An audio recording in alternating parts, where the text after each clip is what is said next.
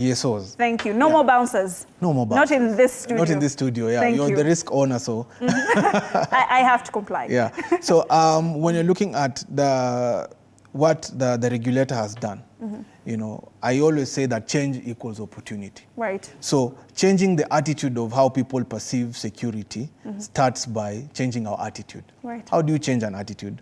Through learning. So when the guards are well trained and they understand the threshold of whatever they need to do, right, they are put in a place where they understand what they are getting into. Right.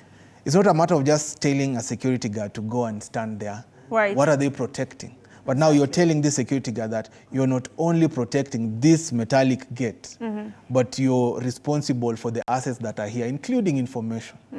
Both tangible and intangible assets, hence the training. Right. And you saw procedurally that is what the regulator started with. Right. He insisted that we need to have guards who are trained. So there are schools that are gazetted to provide that kind of training. Right. And those people who, you know, complied with that are seeing the difference. Right. This creates a channel where we can grow. This standardization by the regulator is an enabler. Right. Because without a framework, you know, it's like, let me use sports. If you're going to play a rugby match, but you're coming with a football, right, how will you score? Context is very important. Yes. Right, So, Kingsley. Let me just cut you off for a minute there.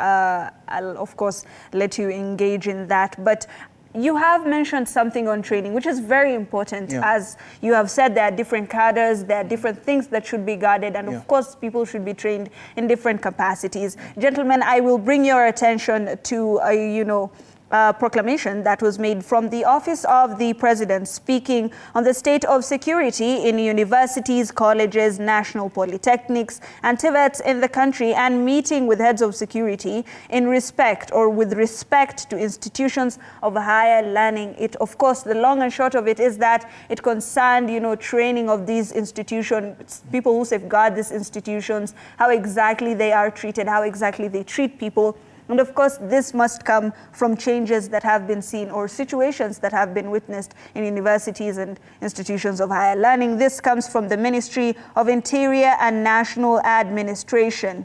Now, let me just bring your attention to one of, you know, the one of the paragraphs that was being talked about. Now it says, and I'll read it to you.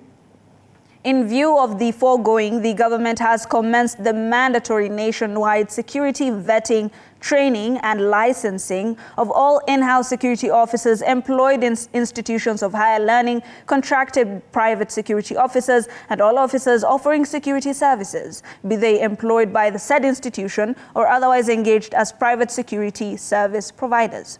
In this regard, the authority has organized a sensitization forum at the Kenya School of Government. Of course, the government is now taking initiative by, you know, on their own, by themselves, to ensure that at first the security personnel within public institutions, especially in universities, are trained. When it comes to training, Sunday, if you could just tell us, is it, you know, training is usually an initiative of the employer. A lot of these, you know, guards and security guards are considered blue-collar individuals. Do you believe that this is a good move by the government to start, you know, themselves by training, you know, security guards? Should this be emulated by private security firms? Is this something that the regulator could enforce going forward? Yes, indeed. It is a good move by the government. But my only issue with it is that it's very reactionary. Initially, the government had put laws regarding Airbnbs after the initial murders that happened in the beginning of this year. When cases regarding insecurity in university campuses increased, the government commenced the vetting, training, put up this order. It is very reactionary. Right. For us to really have a good framework to govern security, as my good friend has said, right, it has to be wholesome. It cannot be reactionary.